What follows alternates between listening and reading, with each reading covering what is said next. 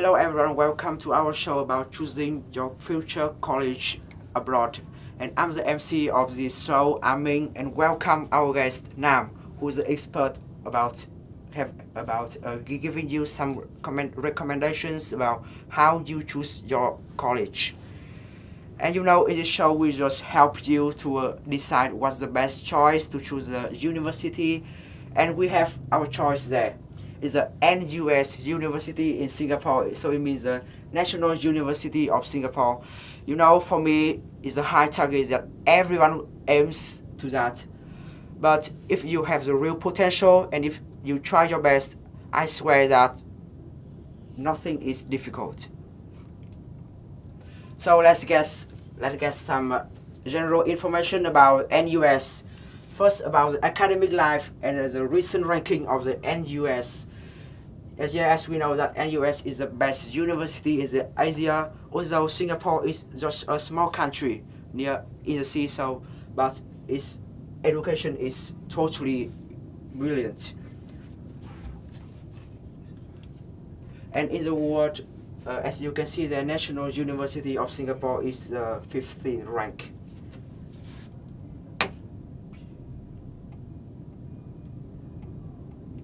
And of course, if it's in the top of the world, the facility must be modern and must satisfy all the students and teachers there. You can see here the campus of the NUS is so large, so it's suitable for the students. For teacher, have a small talk before the class. They can discuss, they can talk, they can refer to lots of topic around us and have the better presentation in front of the class like us here. And also about the library here, I think is so like a small home in the university that we can learn, we can use some reference book to serve for our study, like something like that. And let's talk about NUS prominence, so we can see that. Are you interested in that? Are you interested in choosing the NUS as your future school? Well, as everyone we know, this Adam Hu, a brilliant graduate from US, he's brilliant from all, we know by people from all over the world, and here's one of his book. I'm gifted and so are you.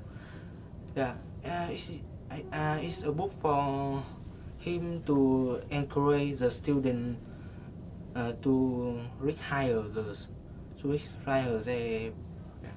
And Adam who has also presented a lot from the people who to inspire us to learn like him. It's so brilliant, I swear. And now let's talk about some numbers about NUS. You can see here 200 and lots of number. I will talk about that gradually. And initially we'll talk about the 200. Maybe you don't know, but I will tell you that if you have the excellent degree or if you graduate to the NUS, you can go for more than 200 university in the Europe or in the other continents to experience better learning or to go there to travel, to have your job there. Is a big advantage that we can take from NUS. And next, about the 99.4 is a percentage of the teacher in NUS who have the doctor degree. So you won't have to worry about the facility, the teaching quality there. You can be satisfied.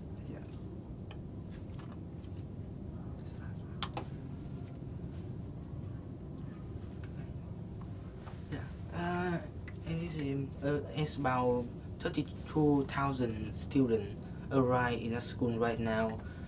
This is a very brilliant number compared to other universities all over the world. And this is $2,000 Singapore. This is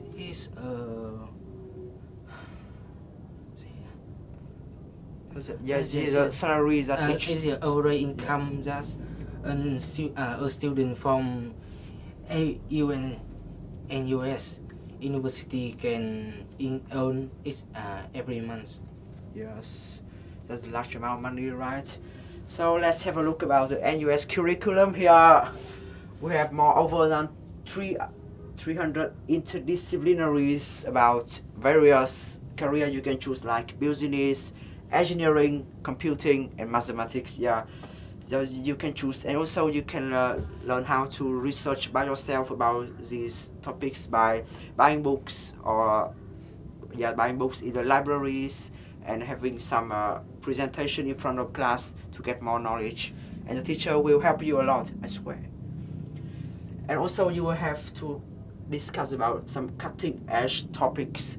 So it means that you aren't only study with a teacher or the class. You have to be sociable. It means you have to have some conversations with your classmates, with your classmate after the class to see that do you understand that or what do we didn't understand before. We have to improve our knowledge. And of course, you won't have to worry about the teachers and still their own brilliance and their potential. And of course, besides, there are some extracurricular activities that we can take part in, like recreational sports, that is football, swimming, and basketball, to be wholesome and to enhance our health. And that's about extracurricular activities. As you can see, these are the requirements for students studying in 12th grade. Yeah, in the first, we have to complete. They have to complete the high school final examination, and when we have to bring the Vietnamese standards exam results, and we don't require any English degree such as IELTS, TOEFL, TOEIC, and when we first come here, we just need to do some interview, and we don't need to do any university entry examination, and this is eligible for own course, means that you can enter any course you want. Yes, these details are good, but I want to have a short version of that. That you will have that if the higher score you have as a school and the more brilliant the scoreboard and the transcript you have at the end of the high school, the more is so it means the more chance you have to go to NUS. Yeah, you need to know that. So let's have a look at NUS interview experience to know that what questions they are often ask us. First is tell me something about yourself. That's so simple. What are your strengths and weaknesses that we have to admit to them right now? Yeah. And tell me an incident which shows your leadership style. Wow, that's a hard question that you will have to think and think inside maybe logically. What are your short-term and long-term goals? Do you have any questions for me? Yeah, just simple conversations that everyone has to do it brilliant if they want to go to NUS. So we have some tips there to share with you to do it good. And the first is be your natural self. You just need to speak example. Just think that you are having a conversation to them. Yeah. And you just need to speak fluently and coherently on the topic. And yes, maybe you can practice by speaking, by talking to the mirror. Yeah. Also, you have to keep your self-confidence. I think that's the most significant and crucial things you have to practice. You have to always practice that.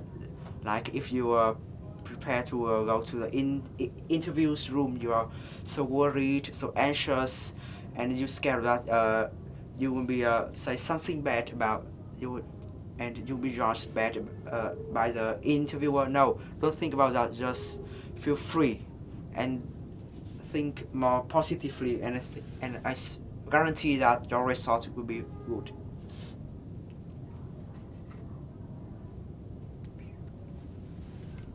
And there's the advice for you for the perfect course.